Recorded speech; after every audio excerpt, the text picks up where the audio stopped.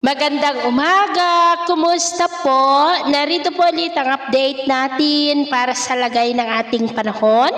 Ngayong umaga po ng April 22, 2026. Sa ngayon po ay walang aktibong sama ng panahon sa loob at labas ng ating area of responsibility na maaari po na makaapekto dito sa ating bansa sa susunod po na mga araw. Easterlies ngayon o yung mainit na hangin na mula sa Pacific Ocean ang patuloy po na umiihip dito sa ating bansa at yan rin po ang dahilan ng pagkakabuo ng mga localized thunderstorm na nagpapaulan sa ilang bahagi lalo na po yan sa dakong hapon at gabi.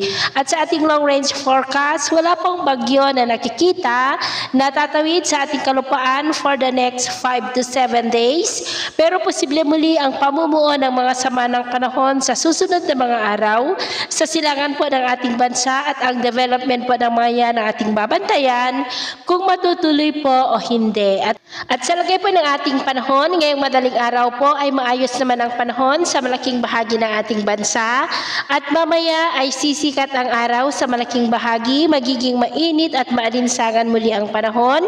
Pero sa dakong tanghali ay posible muli ang maulap na kalangitan with isolated rains sa ilang bahagi po ng Infanta, Aurora, Caraga, Davao Oriental at ilang bahagi po ng Zamboanga Peninsula. At mamayang hapon po, mainit at maalinsangan muli ang panahon sa malaking bahagi ng bansa pero may chance muli ng cloudy skies with isolated rain sa ilang bahagi ng Mindanao, La Union at ilang bahagi ng Cordillera, dulot pa rin ng mga localized thunderstorm.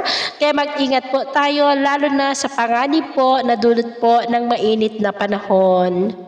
At sa atin naman pong mga baybayin, wala po tayong nakataas na namang gale warning signals, pero iba yung pag-ingat lamang po kung papalaot tayo para po mas makaiwas sa mga sakunang pangkaragatan.